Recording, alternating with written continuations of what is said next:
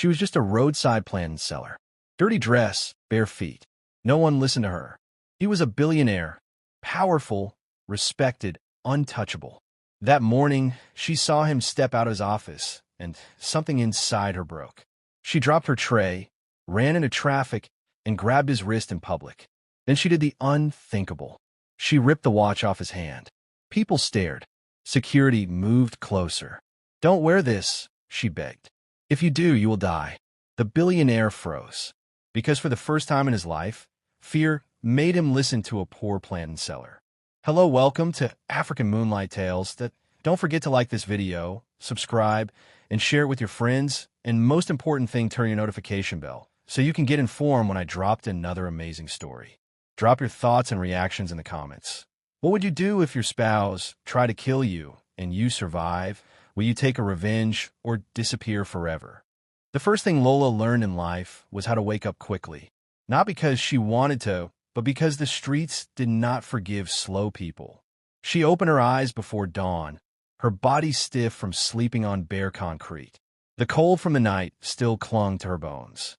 A passing bus splashed dirty water near her feet, and she jerked upright immediately, heart racing. For a moment, she didn't remember where she was. Then reality settled in, under a closed-shop canopy again. She rubbed her arms, stood up, and adjusted the faded dress she had slept in. It smelled faintly of smoke, dust, and old oil from the mechanic workshop nearby. She stretched slowly, ignoring the ache in her back. Pain had become a normal part of her body. By sunrise, Lola was already at the roadside where plantain sellers gathered. She counted her money carefully, small crumpled notes tied inside a nylon. Not much, barely enough, but enough to buy today's tray. The metal tray was heavy when she lifted it. She balanced it on her head the way she had taught herself years ago, neck straight, jaw tight. The plantains were neatly arranged, yellow and black spotted, ripe and sweet. Her only source of survival. "Buy your ripe, sweet plantain." Her voice cut through the morning air as she walked. She passed mechanic workshops first. The smell of petrol and grease filled her nose. Men shouted over engines. One of them laughed when he saw her. "Plantain girl, come here now. You look like a ghost." She forced a small smile and stopped. He touched the plantain, squeezed it, then dropped it back on the tray.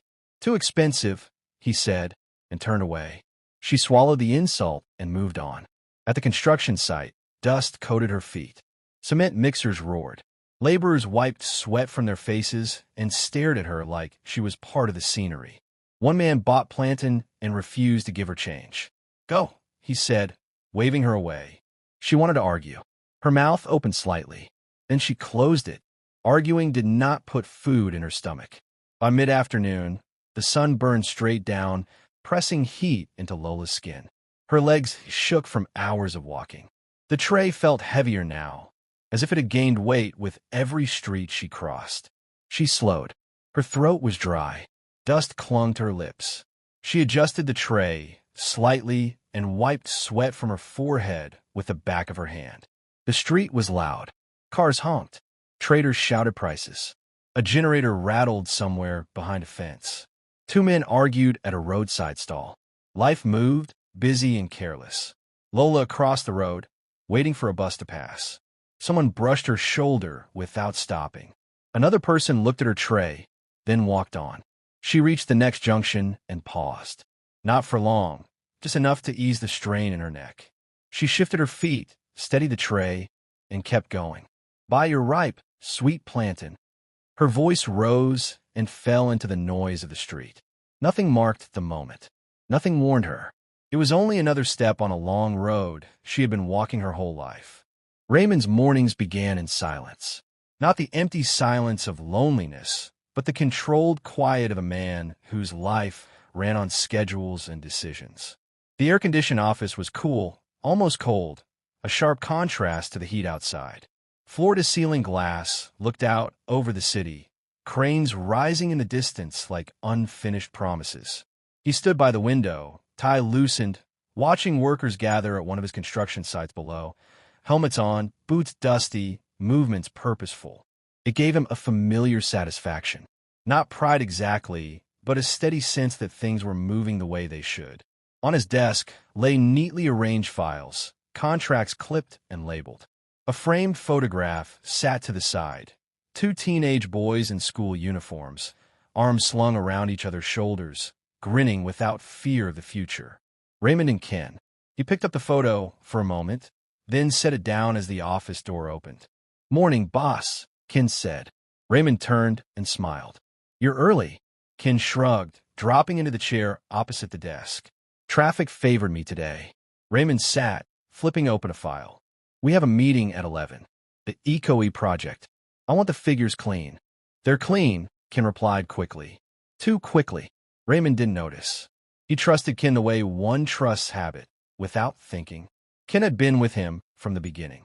When Raymond took loans no one believed he could repay, when he slept in his office some nights too tired to go home, Ken had been there, eating takeaway on cardboard boxes, complaining, laughing, surviving. When the first big contract came through, Raymond didn't hesitate. He brought Ken in, made him manager, gave him access. The city watched Raymond rise. New offices, new properties, interviews, invitations. His name appeared in places it never had before. People shook his hand harder now, smiled longer, listened more carefully. Ken watched too. When Raymond signed papers, Ken handed them over. When congratulations came, Ken stood beside him. When praise filled the room, Ken clapped last. "Another house?" Ken asked suddenly, glancing at a document on the desk. Raymond nodded, distracted. "Just closed it yesterday." Ken smiled. His lips curved upward, but his eyes didn't follow. "You move fast." Raymond laughed lightly. "It's not speed, it's timing." Ken leaned back in the chair, folding his arms. "Some people are just lucky." Raymond looked up. "Luck fades. Work stays." Ken said nothing. Later that afternoon, Raymond walked through one of his sites. The sun was brutal. Cement dust hung in the air. Workers greeted him respectfully. He greeted them back, asking questions, listening, nodding. Ken followed, tablet in hand. Raymond stopped to help a laborer lift a fallen plank. The man stared at him, shocked. "Sir, no. It's fine," Raymond said, already lifting. Ken watched, jaw tightening slightly. By the time they returned to the car, Raymond was dusty, sleeves rolled up, smiling like a man who still remembered where he came from. Ken opened the door for him. Raymond didn't see the way Ken's hand lingered on the car handle. Didn't see the look that flashed across his face. Brief, sharp, buried immediately. Raymond had everything, and standing beside him was the one person who wanted it all to be his instead. Night came the way it always did for Lola, without warning and without mercy. By the time the streets began to quiet, her tray was empty. Not because the day had been kind, but because her legs had carried her until there was nothing left to give. She stopped under a flickering streetlight and counted the coins in her nylon bag, shielding them with her palm. It wasn't much. She tied the nylon and slipped it inside her dress, pressing it flat against her stomach. Hunger sat sharp and familiar in her belly. She bought a small wrap of food from a roadside woman and ate slowly, chewing each bite like she needed it to last. When she finished, she wiped her hands and walked on. She found a place beside an unfinished building, concrete pillars standing tall and hollow in the dark. She chose a corner near stacked cement bags, laid down a flattened carton, and sat for a moment, rubbing her calves until the ache softened. The city breathed around her. A radio played somewhere nearby. A dog barked once. Laughter drifted in and faded. Lola lay back and stared at the patch of sky between broken walls. Sleep did not come. Her mind slipped backward to a day she tried very hard not to remember. She had been younger then, smaller, her tray lighter. A woman stood by the roadside ahead of her, laughing into her phone, one foot already stepping off the curb. Cars rushed past, fast and patient. Lola felt it then, a sudden urgency she couldn't name. "Auntie," she called out. The woman didn't turn. "Auntie, wait. Don't cross." The woman glanced back briefly, eyes annoyed. "Mind your business," she snapped and stepped forward. The sound came too fast. A horn, a scream, a body hitting metal. People ran. Someone shouted. Blood spread across the road. Lola stood frozen, her tray slipping from her head and crashing to the ground. Then someone pointed at her. She was talking to her. What did you say to her? Why were you shouting? The crowd turned. Faces hardened. Voices rose. She caused it.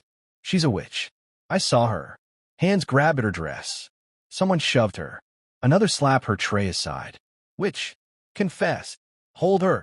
Fear ripped through her body like fire. She broke free somehow. She never remembered how. And ran.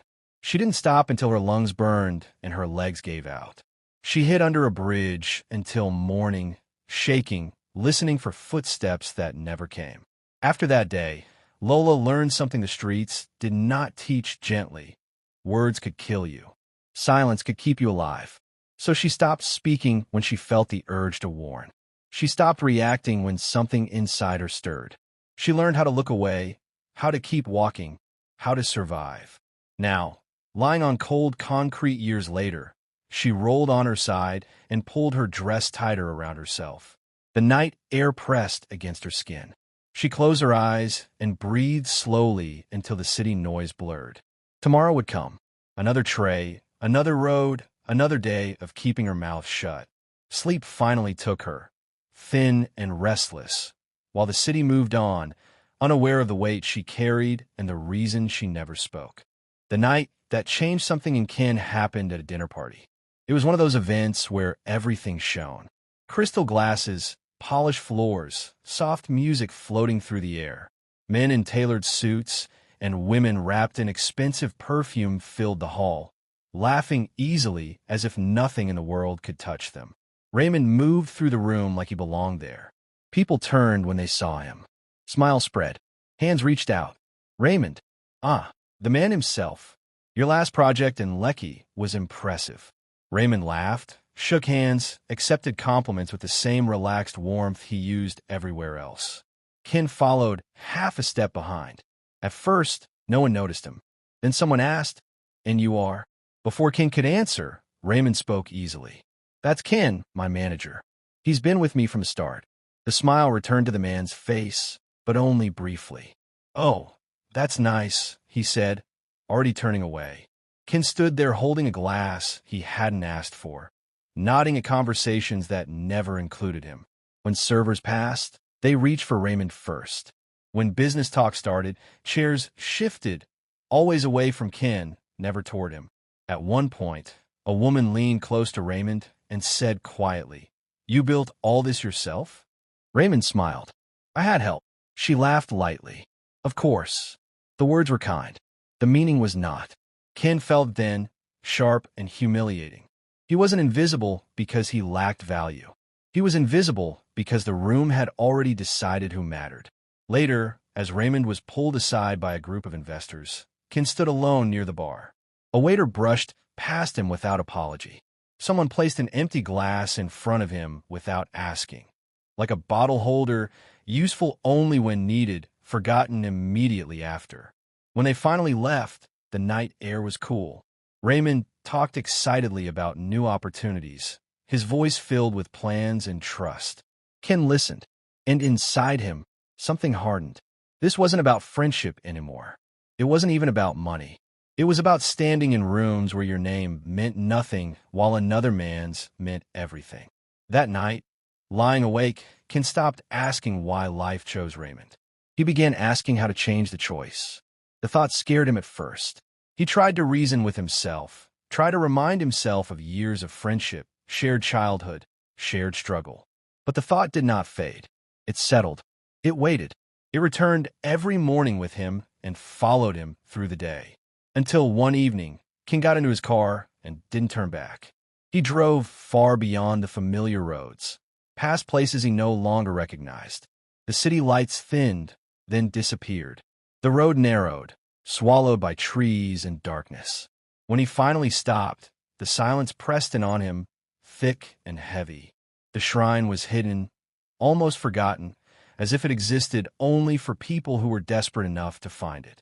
The air smelled of damp earth and smoke. The native doctor sat still, as though he had been expecting him. He looked at Ken once and spoke calmly. "You came to remove a man from your path." Ken felt his chest tighten. He hadn't said a word. The native doctor explained without emotion, as if describing the weather. A charm, quiet, clean, something tied to an object Raymond wore often, something close to his body. A wristwatch. After 3 days, the man said he will fall. It will look natural. No struggle, no suspicion. Ken listened carefully, his heart beating hard but steady. And the cost? He asked. If the charm is broken, the native doctor replied, your mind will break with it. Ken nodded. The risk did not frighten him. Not anymore. The next morning, Ken walked into Raymond's office like he always did. Same smile, same easy posture, same tone. Bro, he said casually, can I wear your Rolex? I have a date tonight. Mine stopped working. Raymond laughed, already removing the watch. Take it, he said. Just return it tomorrow. Ken closed his fingers around the metal. It felt heavier than it should have. He didn't go home. He drove straight back to the shrine and placed the watch in the native doctor's hands. Rituals were performed. Words spoken low. Things done that Ken refused to think about. When the watch was returned to him, the warning was repeated. Do not wear it. And if it breaks, understand, Ken said. He didn't wait to hear the rest. The following day, he handed the watch back to Raymond. Raymond glanced at it and smiled. You can keep it. I have others. Ken shook his head. You like this one? Besides, I already bought another. Raymond shrugged and slipped it on. Ken smiled too. Inside him, the waiting began. 3 days. That was all that stood between him and the life he believed should have been his. The hours passed slowly. Ken went through the motions, meetings, phone calls, reports. But inside, he counted down. Day 1 passed without incident. Raymond was his usual self, energetic, decisive, kind. Day 2 began the same way. Ken watched Raymond closely, looking for signs. There were none. By the evening of the 2nd day, doubt crept in. What if the native doctor was a fraud? What if nothing happened? But then he remembered the weight of the watch in his hand, the smell of the shrine, the certainty in the old man's eyes. He pushed the doubt away. On the morning of the 3rd day, Ken woke up early. His hands trembled slightly as he dressed. This was it. By nightfall, Raymond would be gone. An accident. A sudden collapse. Something no one could explain, but everyone would accept. Ken arrived at the office before Raymond. He sat at his desk, unable to focus. Every sound made him jump. Every minute felt like an hour. When Raymond finally walked in, cheerful as always, Ken's chest tightened. Morning, Ken. Morning, boss. Raymond moved about the office, completely unaware. He checked files, made calls, laughed at something on his phone. Ken watched the watch on Raymond's wrist. It glinted under the office lights, ordinary and deadly. Hours passed. Still nothing. Then, just before noon, Raymond stood up and stretched. I'm heading to the site, he said. Want to come? Ken shook his head quickly. I'll handle things here. Raymond nodded and left. Ken sat alone in the office, heart pounding. This was it. Something would happen at the site. An accident. A fall. The charm was working. He waited.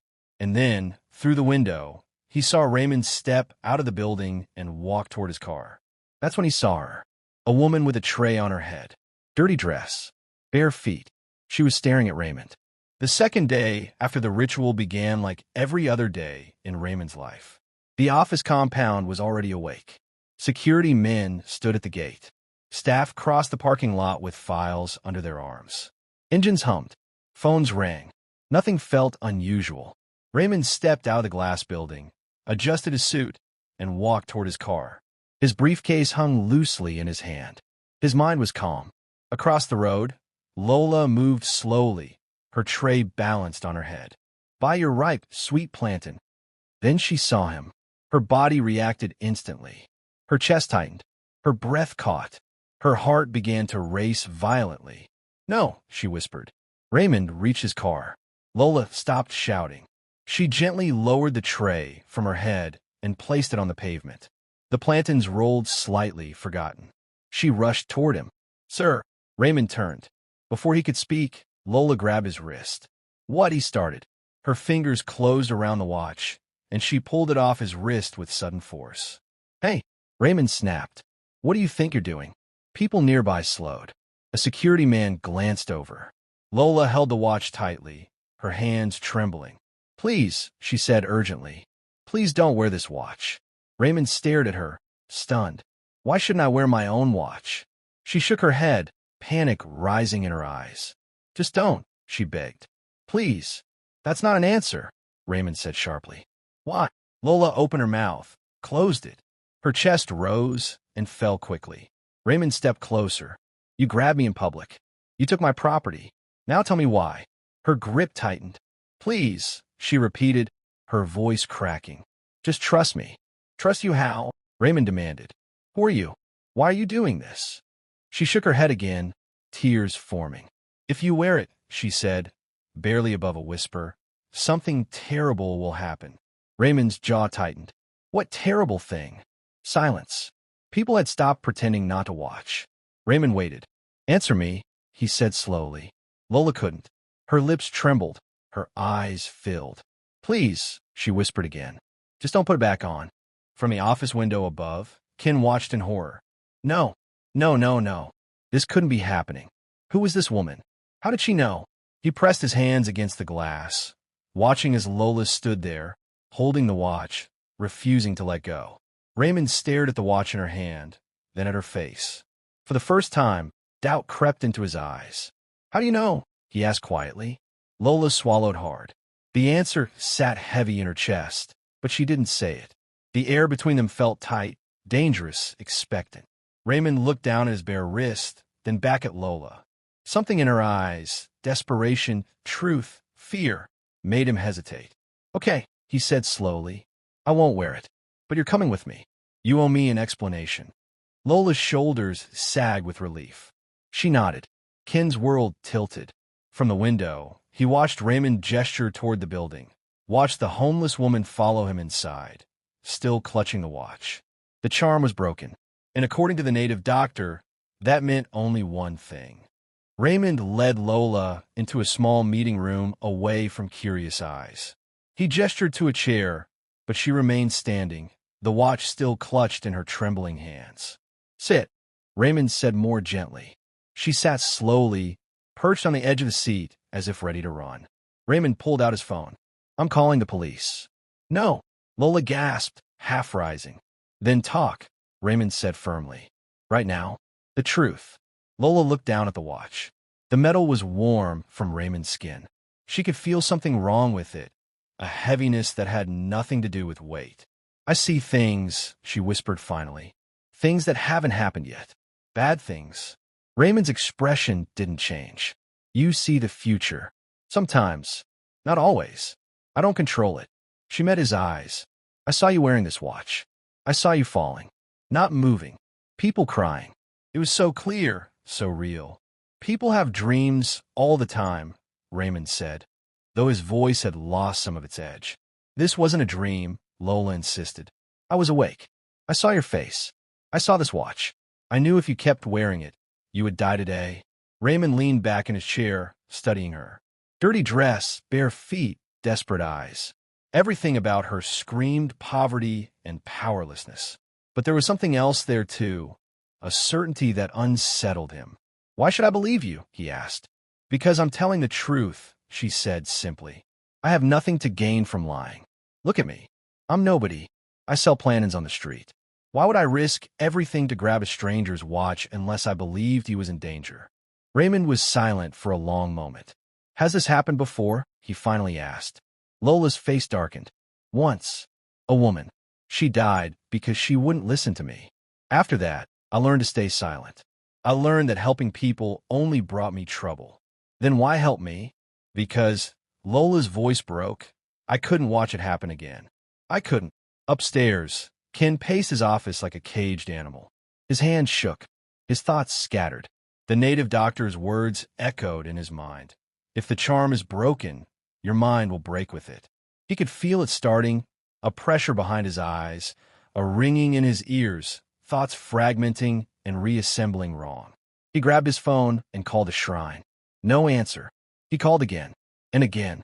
On the fifth try, the native doctor picked up. It's broken, Ken gasped. The woman, she took the watch.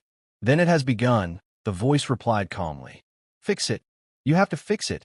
There is no fixing. You were warned. The price must be paid. What price? What's going to happen to me? But the line was already dead.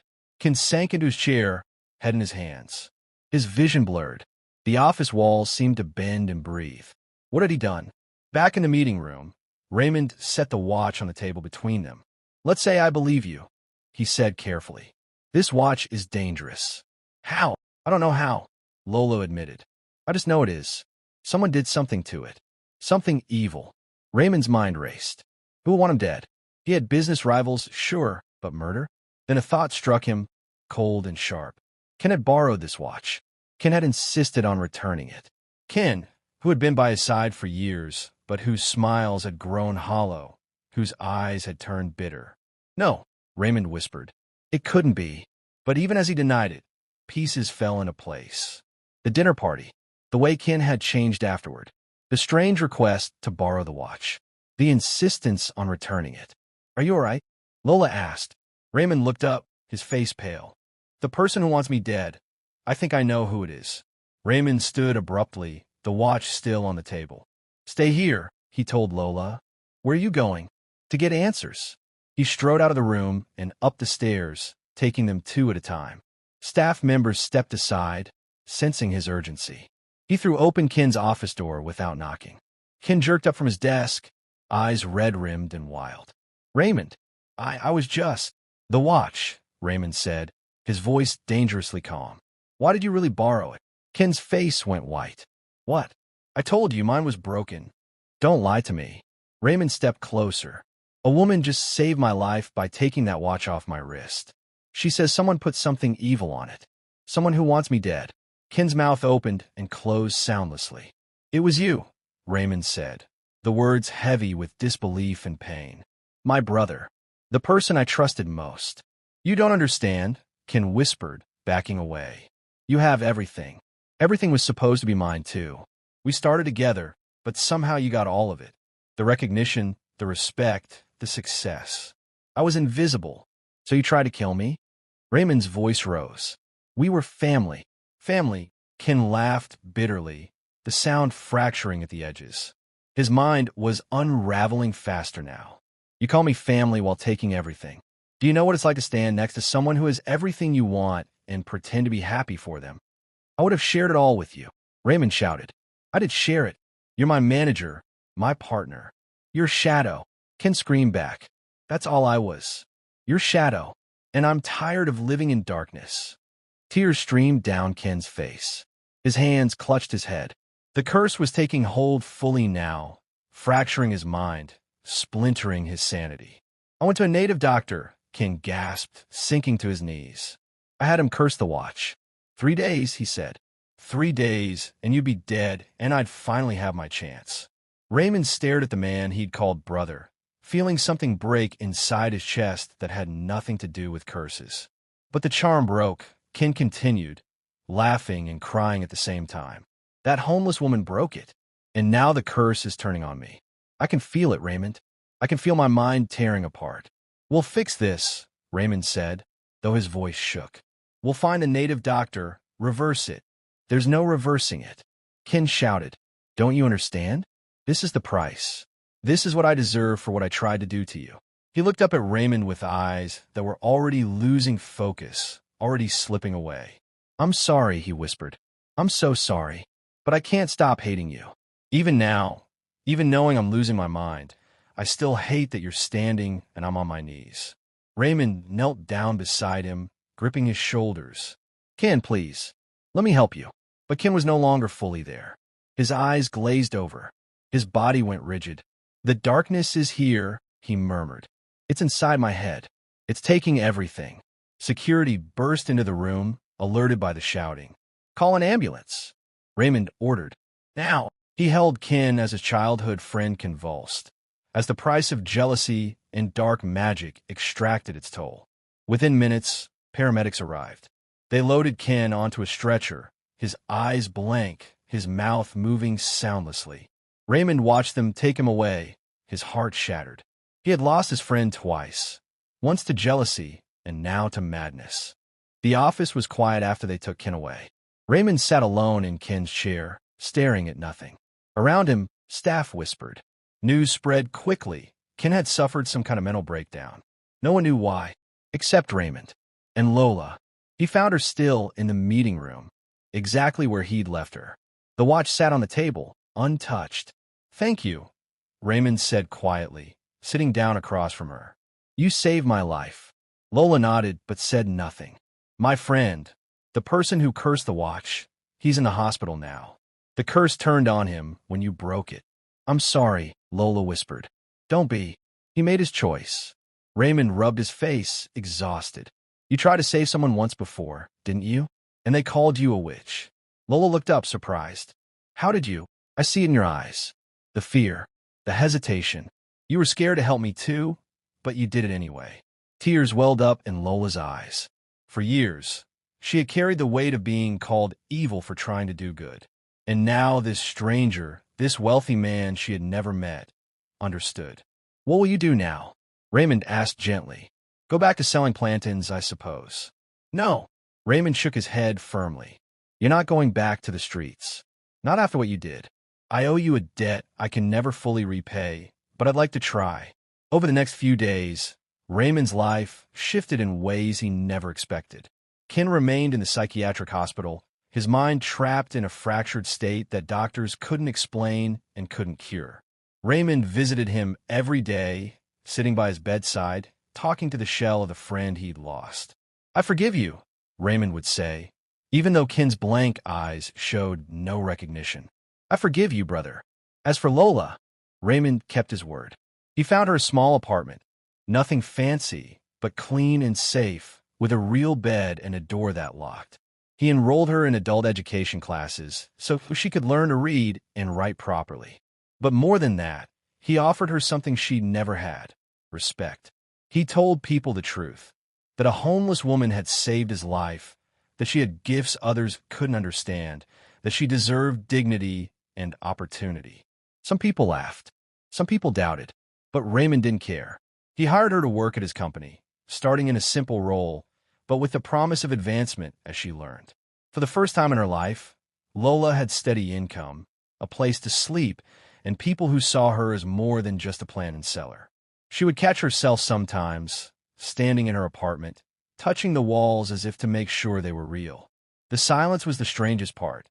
No car horns, no shouting, no fear of waking up to violence or rain. Just peace. One evening, Raymond invited her to dinner at a restaurant. She was terrified, but she went. As they sat across from each other, Raymond raised his glass. "To second chances," he said. Lola lifted her own glass uncertainly. "For who?" "For both of us," Raymond replied. 6 months passed. The city that had once chewed Lola up and spat her out now looked different through her eyes. She still walked the same streets, but as a woman with purpose, not a ghost people ignored. She worked hard at Raymond's company, learning everything she could. Her coworkers were kind, though some remained skeptical. But Lola didn't mind. She had learned long ago that earning trust took time. Her gift, the visions, came less frequently now. When they did, she no longer feared them. Raymond had taught her that gifts weren't curses just because others didn't understand them. One afternoon, she was reviewing files when Raymond knocked on her office door. "Lola, do you have a minute?" She looked up and smiled. "Of course." He sat down, and she noticed he looked tired. "I went to see Ken today," he said quietly. "How is he?" "The same. The doctors say there's no change. His mind is trapped somewhere they can't reach." Raymond's voice was heavy with grief. "I keep thinking about what drove him to it. Jealousy, yes, but also pain. He felt invisible for so long, and I never noticed." "You couldn't have known," Lola said gently. "But I should have. He was my brother in every way that mattered. I should have seen the signs." They sat in silence for a moment. "You know," Lola said slowly, "before all this happened, I thought the worst thing in the world was being invisible, being someone people looked through instead of at. That's how I felt my whole life. And now," Raymond asked, "now I know there are worse things, like being seen only for what you don't have instead of who you are. Ken saw you, but all he could see was what he wasn't. That kind of blindness is worse than being invisible." Raymond looked at her with new appreciation. "When did you become so wise?"